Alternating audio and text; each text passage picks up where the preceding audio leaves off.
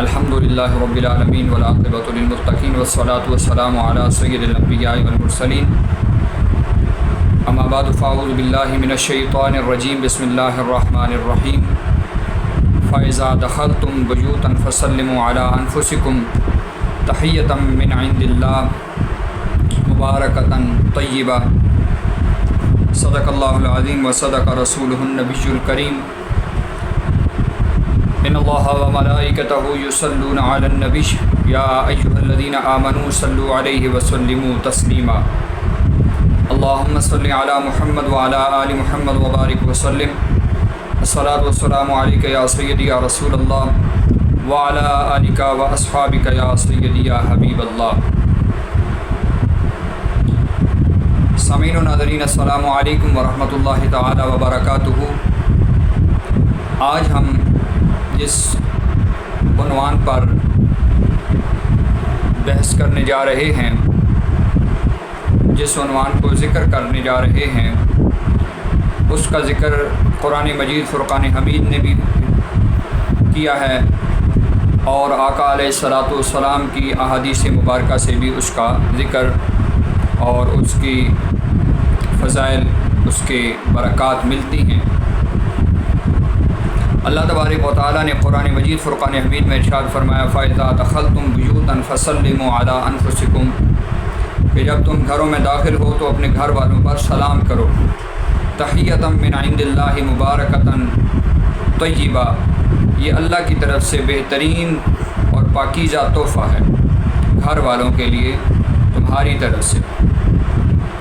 اور یہی نہیں، حضور علیہ الصلاۃ والسلام کی حدیث پاک ہے کہ مسلمان پر 6 حقوق ہیں۔ ان میں سے سب سے پہلا حقوق یہ ہے کہ جب مسلمان کسی دوسرے مسلمان کو ملے تو اس پر سلام کرے۔ یہ حقوق ہے، حقوق میں سے ہے، اور حقوق کو پورا کرنا یہ ضروری ہوتا ہے۔ جب بھی کوئی مسلمان کسی مسلمان کے سامنے آمنے سامنے آئیں گے تو ایک مسلمان کو چاہیے کہ وہ سب سے پہلے سلام پیش کرے۔ اب اس کے کئی آداب ہیں کہ جو بیٹھا ہے، وہ جو چل رہا ہے وہ چلنے والا بیٹھے والے کو سلام کرے، اور جو چل رہا ہے وہ دوسرا اگر سواری پہ ہے تو وہ سلام کرے سواری والا۔ پھر اسی طرح جو گاڑی پہ ہے وہ جو بغیر گاڑی کے بیٹھا ہے، چل رہا ہے، اس کو سلام کرے۔ یہ آداب میں سے آ جاتا ہے۔ اور حضور علیہ الصلاۃ والسلام کی پیاری عادت مبارکہ، سنت مبارکہ یہ تھی کہ حضور علیہ الصلاۃ والسلام جب بھی کسی کو ملتے، سامنے جاتے، جب بھی کوئی آپ کو ملتا تو حضور علیہ الصلاۃ والسلام سب سے پہلے سلام کرتے۔ اور احادیث مبارکہ سے بھی ہمیں یہ سبق ملتا ہے کہ سب سے پہلے حضور علیہ الصلاۃ والسلام سلام کرتے، اور حضور نے ارشاد فرمایا کہ تم سلام میں پہل کیا کرو۔ یہ نہ دیکھا کرو کہ کوئی بڑا ہے، چھوٹا ہے، امیر ہے، غریب ہے، سلام میں پہل کیا کرو۔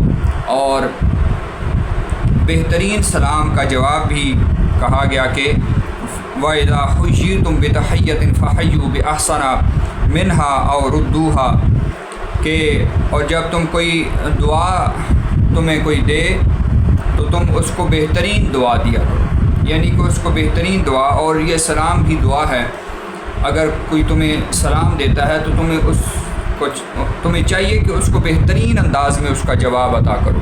اگر کوئی کہتا ہے السلام علیکم تو تم اس سے جواب میں کہو وعلیکم السلام ورحمۃ اللہ وبرکاتہ۔ اگر تمہیں کوئی کہتا ہے السلام علیکم ورحمۃ اللہ، تم اسے دعا کے طور پہ آگے سے بہترین جواب یہ ہے کہ وعلیکم السلام ورحمۃ اللہ وبرکاتہ۔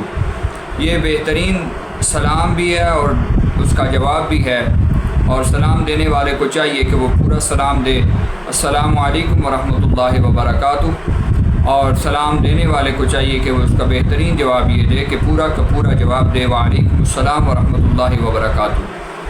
تو اس کے آگے پھر کئی ایسے الفاظ بھی ہیں کہ جو ہم غلط بولتے ہیں، اور کئی ایسے لوگوں کو دیکھا گیا کہ جو اس کا تلفظ صحیح نہیں ادا کرتے اور اس کا معنی بگڑ جاتا ہے۔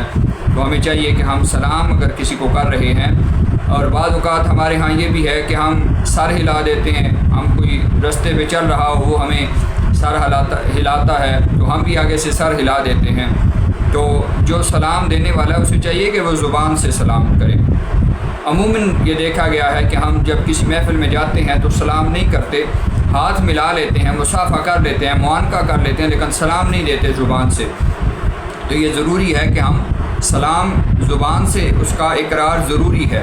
السلام علیکم ورحمۃ اللہ زبان سے کہیں، ہاتھ سے مصافحہ کریں یا معانقہ کریں، گلے ملنا، یہ چیزیں تو بات کی ہیں، لیکن زبان سے سب سے پہلے اقرار السلام علیکم ورحمۃ اللہ وبرکاتہ زبان سے اس کا جاری کرنا کلمہ کا، یہ ضروری ہے۔ سلامتی والی دعا دینا یہ ضروری ہے۔